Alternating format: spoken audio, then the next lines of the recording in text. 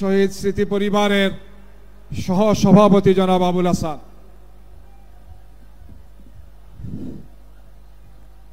ধন্যবাদ। আসসালামু আলাইকুম ওয়া রাহমাতুল্লাহ। ঐতিহাসিক সরোয়ারি উদ্যানে বাংলাদেশ জামাত ইসলামী কর্তৃক আয়োজিত ঐতিহাসিক এই সমাবেশে উপস্থিত সম্মানিত সভাপতি, উপস্থিত জাতীয় নেতৃবৃন্দ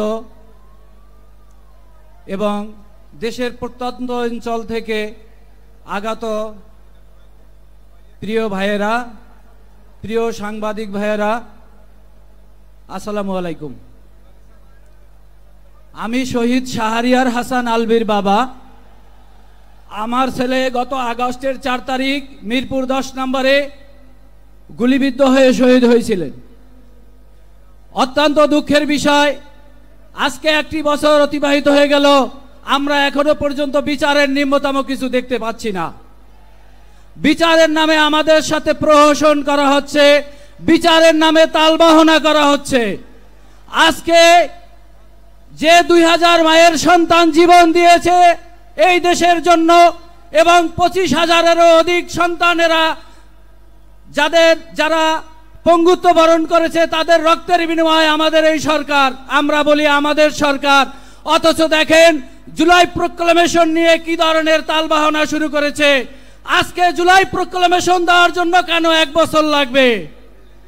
আমি অত্যন্ত বিনয়ের সাথে সরকারকে বলতে চাই, শহীদ পরিবার এবং আহতদেরকে সাথে আর কোনো তালবাহনা করবেন না।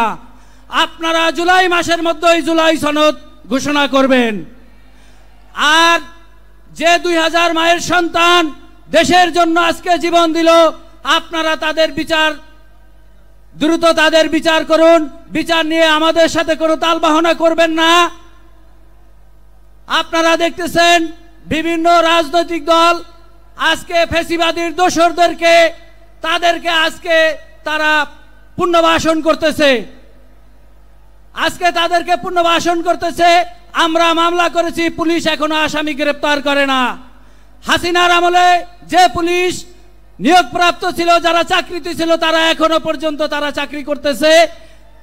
তারা কিভাবে আমাদের সেই হত্যাকারীদেরকে ধরবে? পুলিশকে যদি বলা হয় যে আপনারা আসামি ধরেন, বলতেছে তারা যাচ্ছি যাব, বিভিন্ন রকমের তালবাহনা করতেছে। আমি মনে করতেছি এগুলো সব সরকারের তালবাহনা এবং সরকারের অবহেলা। আজকে এতগুলো মায়ের সন্তানের জীবন, এতগুলো মায়ের সন্তানদের রক্তের উপরে আপনারা বসে আজকে আমি মনে করতেছি আপনারা শহীদ এবং আহত পরিবারের সাথে তালবাহনা করতেছেন। আমি আপনাদের উদারত আহ্বান জানাবো, আপনারা এই শহীদদের বিচার এবং জুলাই প্রক্লামেশন দ্রুত ঘোষণা করুন। সবাইকে ধন্যবাদ। আসসালামু আলাইকুম ওয়া রাহমাতুল্লাহ।